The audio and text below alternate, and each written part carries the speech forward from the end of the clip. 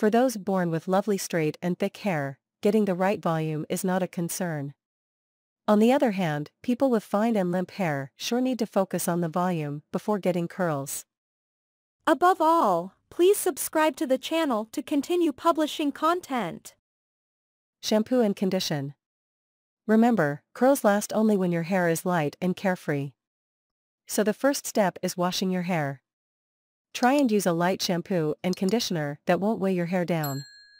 Otherwise, your natural curls will flatten in just about an hour or two. No amount of holding spray will help you here. Make sure you apply a frizz control serum on damp hair to moisturize your strands. Blow dry. Blow drying can really help in adding volume. However, the trick is not doing it the regular way. Bend over so your hair is hanging down. Use a blow dryer with a diffuser to dry it out. When you are up straight again, you will notice a considerable increase in volume. While you brush your hair, you can also try the scrunching technique throughout your hair length to shape your curls. Get the texture right. As already mentioned, the right product is the key to the right texture. So invest in a good curling spray or mousse. Use the texture spray on your wet or dry hair to get the right texture for holding curls. You must also pick a good finishing spray for holding curls longer. A lot of these are made just for curly hair. But when used on natural straight hair, they lend the additional support needed for your styling efforts to last longer. Regular hair care and prevention of heat damage. Damaged hair can never hold curls or look great. If you have split ends or frizzy hair due to humidity, your curls will look unruly. Plus, there might be problems in getting them to curl in the first place.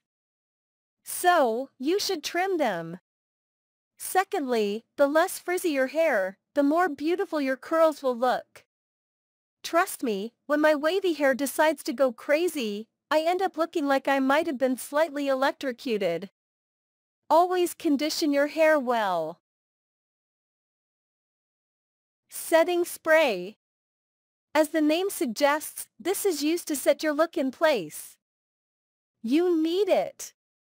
This spray will lock your curls in for longer and reduce the need for touch-ups. Invest in a good holding spray and use it. Of course, using so many products at the same time does not appeal much. Go out and find a setting spray with heat protection. This would eliminate the need to use two sprays one after the other. And then all you need to do is go ahead and curl. Curling iron vs. flat iron. The curling tool you use also plays a role. Curling iron is what people generally buy when they intend to try curling their hair at home.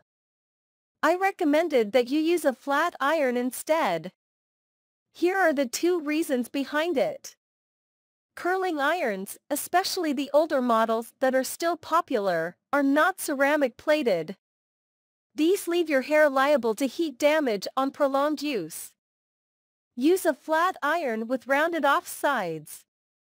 This is what I swear by personally. The curls hold better and last for longer too. This isn't easy and will take some practice for sure. Use hot colors for fine/limp hair. If you have fine or limp hair, ditch curling or flat irons. Go with hot colors. They work much better on fine hair when you want the curls to last.